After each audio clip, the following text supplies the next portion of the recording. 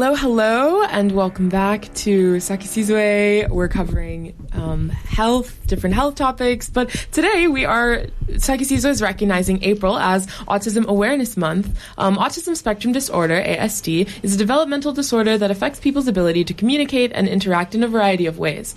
To give us insight into the presence of autism in children, and to share about their work, we're discussing with the director, Nicolette Ripepi from Autism Connect, as well as Carmen Walker from Autism So What. So how are you both doing today? Oh, we're doing very well. Thank you, Nadia. It's wonderful to be here with you. Yeah, we're so excited to have you as well. But let's get into it. So what are Autism Connect and Autism and So What, and how do you both collaborate? Okay, so good afternoon to you and to your listeners.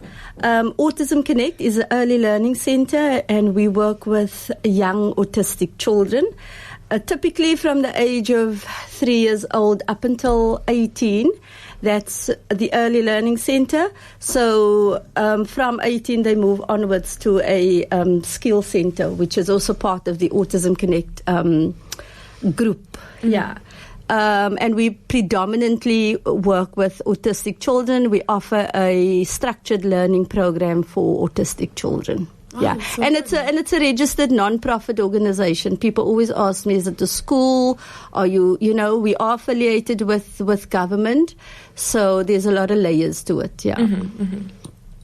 Yeah. And what about Autism So What? So, hi, all the listeners. I'm Carmen Walker from Autism So What. I am a mom of an two autistics, and I'm also married to an autistic. So I've been on this journey for over 20 years. Wow. Well, over 20 years. So Autism So What was started many years ago in 2015. Yeah. And I started Autism So What with another friend of mine who has subsequently left South Africa. And she was also a mom of an autistic young person. And we saw so many gaps in the autism community. Everybody were so fixated on their own journeys that nobody else, that people weren't really communicating with each other. And so what we set out to do was to be a force, a movement. As you can see, our name is Autism So What. So first of all, we wanted to create a collaborative platform for other autistic organizations with the objective to share information. And that has been a huge objective for all the years, because people are not communicating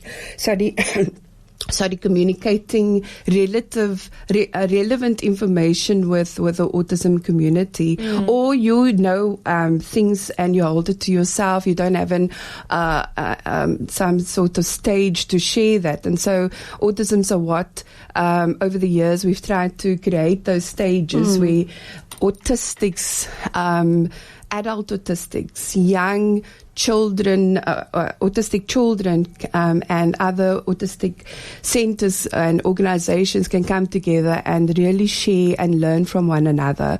So we set out to create an elusive Autism So What with a huge question mark and exclaimed Autism So What? Because that's how you empower yourself, don't you? By gathering information, and then also implementing relevant knowledge in the autism community, which was quite lacking and still is lacking in South Africa.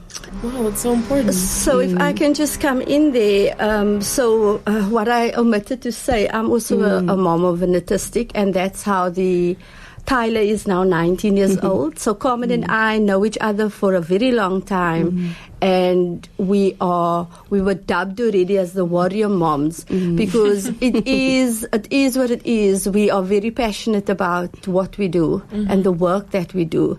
There's a great need, and there's a massive gap still within society in terms of how do we actually work and manage this, Our type of work at Autism Connect is predominantly where a child is newly diagnosed, that people look for a typical, normally, between 3 years old, where can I put my child, your mainstream creches or ECD centers back then was not really geared, and it's still lacking, because we promote inclusivity and acceptance, and part of our work is also to do those collaborations with ECD centers to assist and help and train those educators or caregivers up. So our work is very specific, because to put your child in your mainstream classes, and that is not really geared to work with the autistic child, or so now the individual. An autistic toddler becomes a young child, and they grow up to be teenagers into adults, and that is the progression of really the organization in itself. And so Nikki and I know each other for a good number of years, and we had different objectives over the years, but of late we've been collaborating to focus specifically on providing a form of communication to autistics, and that so I don't know if the listeners may have heard this before, but interestingly enough, Nikki and a team had a workshop recently for other early childhood development centers, and it was well attended, and we had some amazing educators there, passionate and so forth. But when we posed the question regarding the specific form of communication for autistics, they were unable to relate and identify it. And so we then realized how big, how actually gigantic, mammoth our task is, our mammoth is collaboration between Autism Connect and Autism So What is to provide autistics with a form of communication. So we can unpack that as we go along. But I just wanted to give you the gist of our relationship. So with your collaboration, I'm curious, because Autism Connect works predominantly with children. So how do those forms of communication relate to children getting information on, or at least their parents, or getting information on what autism looks like and all of that impacts? So autism in itself impacts various degrees of the individual. So it's communication and language is a big one. If you know a bit about it, a lot of children cannot speak. So we would say the child is nonverbal. Right now, things are changing. We work with the autistic community, and that's important to share here today, because it's important that we listen to autistics, or we listen to non-speakers. There is this perception or this myth, really, that autistic children or autistic individuals cannot function. They because they cannot speak, they don't have a brain, they cannot think. That is so much far from the truth. And like Carmen mentioned earlier, only literally now, just over 2-3 years, that the narrative is changing, the shift is taking place, that autistic children, individuals have a place in society. And I think that is the message today. How do we communicate? We work with different means of communication. So if a child is non-speaking, we're moving away from saying it's non-verbal. There's something they say we do not use the term non-verbal as it means without words. Autistic people do have words and may communicate differently to simply speaking. So what that means is we look at alternative means of communication, and that varies. So in your schools, you will have children accessing picture cards. That's a way of communicating, and we call that the picture exchange communication. communication system. In short, it's PICS. There's Makaton, is some sort of sign language. And the one that is, and there's a place for it, and Carmen likes to talk about that when we do have our support group meetings, and we share that with parents and the community. And the methodology that my son is using, and the same as David, this Carmen's son, is by means of a letterboard. And she's got an example. I don't have. I also wanted to bring a copy. It will blow your mind. Because this tells you, and this is her passion, not that it's not mine, she's obviously longer in it, where an autistic child, we have like young children up until teens. I mean, Tyler is on the boards, and it's a stencil, or it's a letterboard with the alphabet, and they can communicate via that. Wow. But that gets unpacked because there's such a lot to it. So it's not just you come in and you sit behind a table and here's the board up. Tyler, spell what you want to say. That person can give you a whole paragraph and write a story by simply spelling on that board. And there's so much more to that. And it gives the autistic individual a chance to relate to you. I can have actually a conversation with you by not speaking. So that myth of, it's died out, it should die if it's not.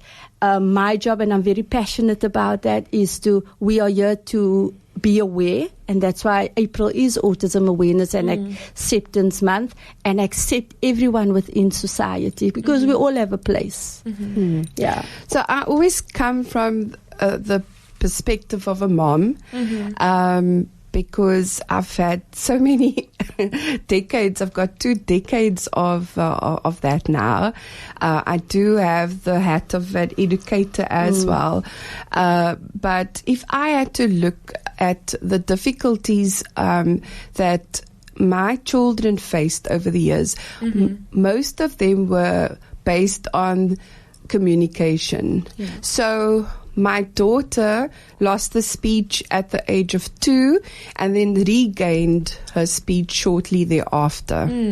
Whereas my son lost his speech also around the age of 2, and then we suffered, and I'm going to use the word suffered, because have you ever lost your voice? Anybody who's lost their voice knows that when you can't speak, you can't ask someone basic needs, it becomes quite frustrating. So so imagine you have to go about life not being able to communicate. So what you also need to realize with autistics is that some of them cannot speak. Some of them are minimalist speakers. Some of them are what we call unreliable speakers. Those things can bring about misunderstandings. Sorry, I've got a frog in my throat. And then you also have to take into account that autistics are dysregulated. They have dysregulated bodies, and that can also bring about a lot of challenges. So what the letterboards have brought about in my life has been absolutely phenomenal. Sorry, I needed a drink of water. Oh, of course. Take your time. Take a moment. Sorry, I get so passionate about this. We're talking about health today. Yeah, so we need to have a sip of water. You need to take a sip of water. Stay healthy. It was one of the health tips we I love those. I listened to it. I also listened to it. I loved it, We all need to do that. Yeah. So I am very passionate about promoting this form of communication because it has helped my son. He was exposed to it only at the age of 14. He's 20 now. Now, can you imagine from the age of 2 to the age of 14, he was unable to speak. Yeah. And then a speech and language pathologist from the States had a workshop with us, and she indicated how she got autistics to non-speaking autistics to communicate on letterboards. So it's basically a board. Initially, like Nikki said, it's a board, a stencil that contains the alphabet from A to Z, but you eventually move on to boards, which I have here in the studio, and which one can find online. And so it's the alphabet with punctuation. And so this has allowed my son David to communicate his very own thoughts, because all the other forms of communication like Makaton and PECS and so forth, they become redundant eventually, you know, because it can only go so far.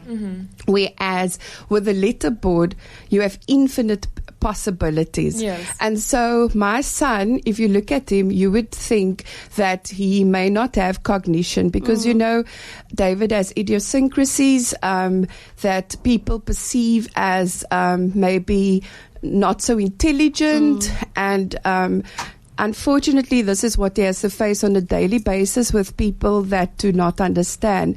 But if they must see him spell on a letterboard, they will see how